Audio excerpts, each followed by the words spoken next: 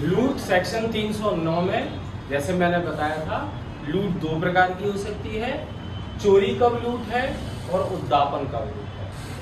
लूट दो प्रकार की हो सकती है, 309 के फर्स्ट क्लॉज में लिखा है। लूट दो चीजों से बन सकती है, चोरी के माध्यम से या उद्दापन के माध्यम से। चोरी कब लूट है ये 309 के सेकंड क्लॉज में बताया है, और उद्दापन कब लूट है ये 309 के थर्ड क्लॉज में। तो पहले हम ये वाला समझ लेते हैं कि चोरी उद्दापन कब लूट होगा, उद्दापन कब लूट होगा। तो 309 का थर्ड क्लॉज ये बोल रहा है, इफ द ऑफेंडर, मतलब वो अपराधी जब वह उद्दापन कर रहा था, at the time of committing extortion, वो उपस्थित था। किसकी उपस्थिति में? पीड़ित पक्षकार। Is presence of the person so put in fear, मतलब जिस व्यक्ति को भय में डाला गया था उस व्यक्ति की उपस्थिति में। यदि मैं अपराधी हूं तो आपको भय में डाला है, तो मैं आपकी उपस्थिति में कुछ कर रहा हूं। तो जब अपराधी उद्दापन करते समय उस व्यक्ति की उपस्थिति में उद्दापन करता है, उस व्यक्ति की उपस्थिति में ही जिसको भय में डाला है उद्दापन करता है। कैसे? बाय पुटिंग दैट पर्सन, उस व्यक्ति को भय में लाकर, उस व्यक्ति को भय में लाकर के। और भय किसका दिखाया जा रहा है उस व्यक्ति को? इंस्टेंट डेथ का, हर्ट का, या फिर रॉन्गफुल रेस्ट्रेंट का। वह व्यक्ति दूसरे व्यक्ति को तत्काल मृत्यु, उपहति या सदोष अवरोध का भय में डालकर उद्दापन करता। अब किस व्यक्ति को क्षति का भय दिखाया जा रहा है? टू डेड पर्सन और सम अदर पर्सन। उसी व्यक्ति को, यदि आपको मैं भय में डाला है तो आप ही को भय दिखा रहा हूं क्षति का, या फिर किसी अन्य व्यक्ति। तो commit extortion by putting dead person fear of instant death और wrongful restraint to whom? To dead person और टू सम अदर पर्सन। और तत्पश्चात जब भय में डाल दिया, फिर उसे हम क्या कर रहे हैं? इंड्यूस कर रहे हैं, उत्प्रेरित कर रहे हैं। किसके लिए? कि वहीं पर देन एंड देयर वो चीज जिसके लिए मैं कह रहा हूं मुझे दे दे,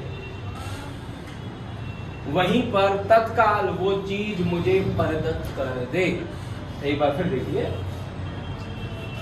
if the offender at the time of committing extortion, यदि जिस व्यक्ति को भय में डाला गया है उसकी उपस्थिति में उद्दापन करता है और उस व्यक्ति को तत्काल मृत्यु, उपहति या सदोष अवरोध का भय दिखाता है, स्वयं उस व्यक्ति को या फिर किसी अन्य व्यक्ति को, और उससे कहता है कि मुझे वहीं पर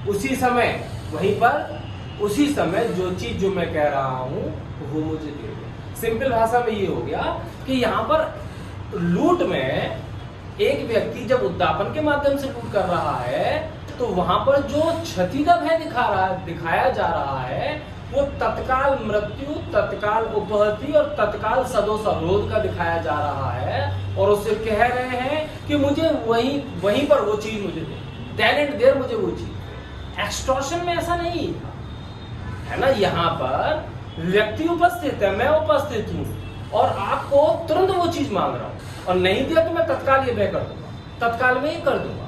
तो मैं आपको तत्काल 3 चीजों को कारित करने का भय दिखा रहा हूं और वहीं पर उसी समय वो चीज मांग रहा है। ये होता है एक्सटॉर्शन, लूट बन जाता है। और चोरी कब लूट बना था? चोरी करने के लिए, चोरी करने में या चोरी से प्राप्त संपत्ति को ले जाने में, उसका प्रयत्न करने में। In order to committing theft और in committing theft, in carrying away और attempting to carrying away property obtained by theft. Offender इस उद्देश्य के लिए, अपराधी उस उद्देश्य के लिए या तो वॉलंटरी कॉज करता है या फिर अटेम्प्ट टू कॉज करता है, स्वेच्छा कारित करता है या करने का प्रयत्न करता है। क्या चीज?